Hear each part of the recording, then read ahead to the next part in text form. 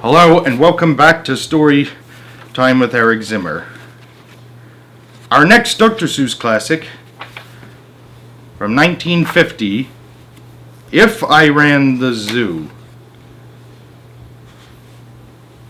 I've never heard of this one, but it's about a kid who imagines what a zoo would be like if he ran it instead of an adult. That seems pretty interesting. So let's find out what it would be like. You ready? Alright. Let's begin. It's a pretty good zoo, said young Gerald McGrew, and the fellow who runs it seems proud of it too. But if I ran the zoo, said young Gerald McGrew, I'd make a few changes. That's just what I'd do. The lions and tigers and that kind of stuff they have up here now are not quite good enough. They seem shocked at it by such an idea, and who could blame them? You see, things like these in just any old zoo, they're awfully old-fashioned. I want something new. I wonder what. So I'd open each cage, I'd unlock every pen, let the animals go and start over again. And somehow or other, I think I could find some beasts of a much more unusual kind. A 4-footed lion's not much of a beast. The one in my zoo will have 10 feet at least. If only. But anyway, 5 legs on the left and 5 more on the right. Then people will stare and they'll say, "What a sight! This new keeper Gerald's quite keen. That's the darndest lion I've ever seen." Huh. Wowee. My new zoo, McGrew Zoo, will make people talk. My new zoo, McGrew Zoo, will make people gawk at the strangest odd creatures that ever did walk. I'll get for my zoo a new sort of a hen who roosts in another hen's topknot, and then another one roosts in the topknot of his, and another in his, and another in his, and so forth and upward and onward. Gee whiz! But that's just a start. I'll do better than that. They'll see me the next day in my zookeeper's hat, coming into my zoo with an elephant cat? What won't they think of next? They'll be so surprised they'll all swallow their gum. They'll ask when they see my strange animals come, "Where do you suppose he gets things like that from? His animals all have such very odd faces. I'll bet he must hunt them in rather odd places." And that's what I'll do, said young Gerald McGrew. If you want to catch beasts you don't see every day, you have to go to places quite out of the way. You have to go to places no others can get to. You have to get cold and you have to get wet too.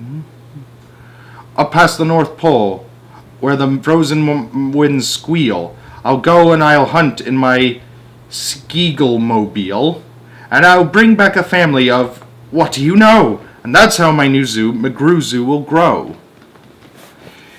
I'll hunt in the mountains of Zomba-ma-tant, with helpers who all wear their eyes at a slant, and capture a fine fluffy bird called a bustard, who only eats custard with sauce made of mustard, and also a very fine beast called the flustered, who only eats mustard with sauce made of custard.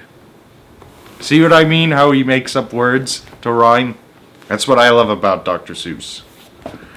Anyways, I'll catch him in caves, I'll catch him in brooks, I'll catch him in crannies, I'll catch him in nooks that you don't read about in geography books.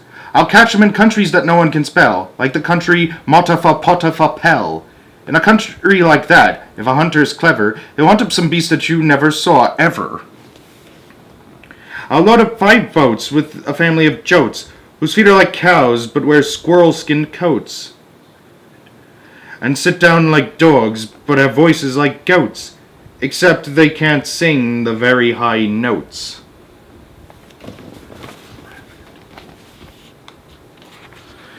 And then I'll go down to the wilds of Nantucket and capture a family of lunks in a bucket. Then people will say, now I like that boy heaps. His new zoo, McGrew Zoo, is growing by leaps. He captures them wild and he captures them meek. He captures them slim and he captures them sleek. What do you suppose he will capture next week? I'll capture one tiny, I'll capture one cute. I'll capture a deer that no hunter would shoot. A deer that's so nice he could sleep in your bed, if it weren't for those horns that he has on his head. Ah, look at that.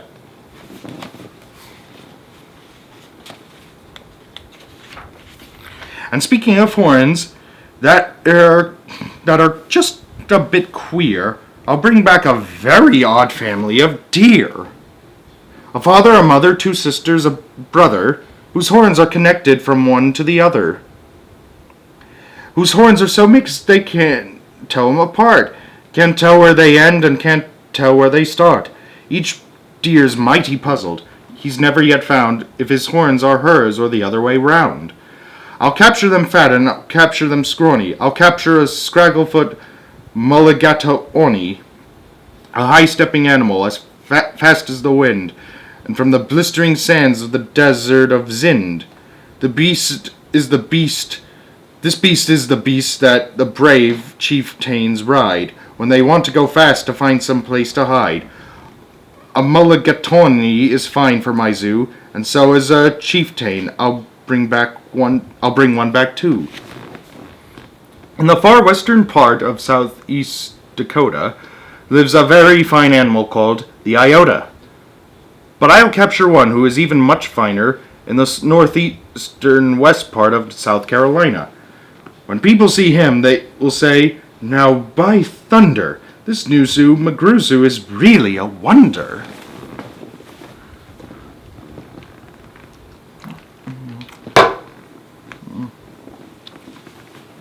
Most beasts are quite friendly, but still, in some lands, some beasts are too dangerous to catch with bare hands.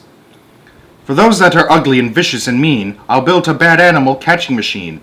It's rather expensive to build such a kit, but with it a hunter can never get bit.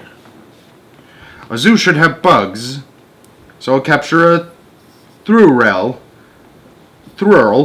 whose legs are snarled up in a terrible snarl. Ooh. And then I'll go out and capture some chugs, some keen shooter, mean shooter, bean shooter bugs. I'll go to the African island of Yurka and bring back a tizzle-tuft mazurka. A kind of canary with quite a tall throat. His neck is so long, if he swallows an oat, for breakfast the first day of April, they'll say, it has to go down such a very long way that it gets to his stomach the 15th of May. Wow, that's 6 weeks.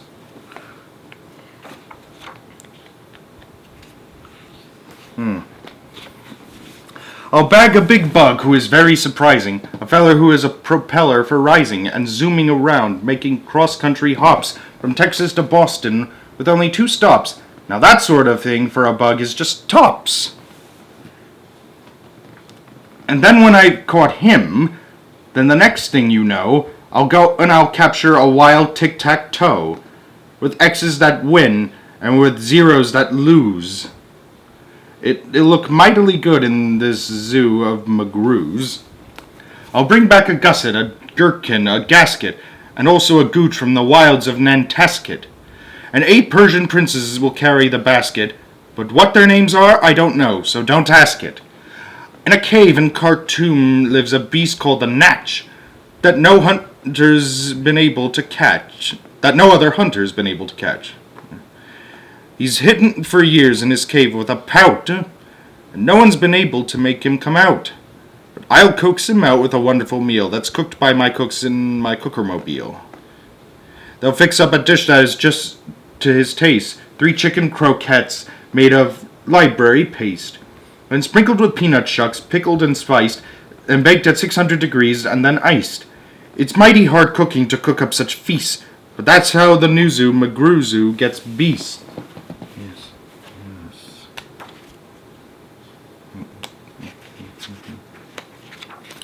I'll go to the faraway mountains of tops near the river of Nopsk and bring back an Obsk, a sort of a kind of a thingamabobsk, who only eats rhubarb and corn on the cobsk.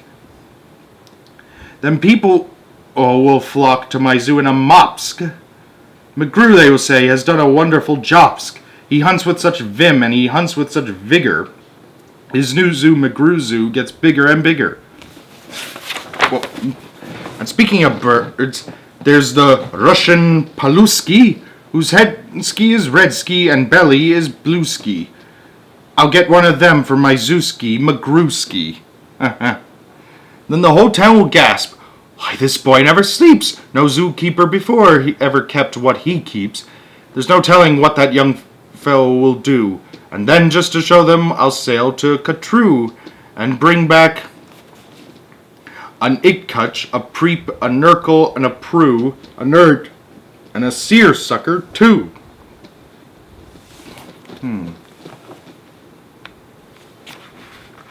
I'll hunt in the jungles of Hippo-no-Hungus and bring back a flock of wild Bebo-no-Bungus. The Bebo-no-Bungus from Hippo-no-Hungus are better than those down in Deepo-no-Dungus and smarter than those out in Neepo-no-Nungus, and that's why I'll catch them in Hippo-no-Hungus instead of those others in Nungus and Dungus. And people will say when they see these bibs bounding, this new keeper's simply astounding. He travels so far that you'd think he would drop. When do you suppose this young fellow will stop? Stop? Well, I should, but I won't stop until I've captured the Fizama Dill, the world's biggest bird from the island of Guac, who only eats pine trees and spits out the bark. And boy, when I get him back home to my park, the whole world will say, young McGrew's made his mark. He's built a zoo better than Noah's whole ark. These wonderful, marvelous beasts that he chooses have made him the greatest of all the McGrewses. Wow, thou old cheer, what this zoo must be worth. It's the gol-darndest zoo on the face of the earth.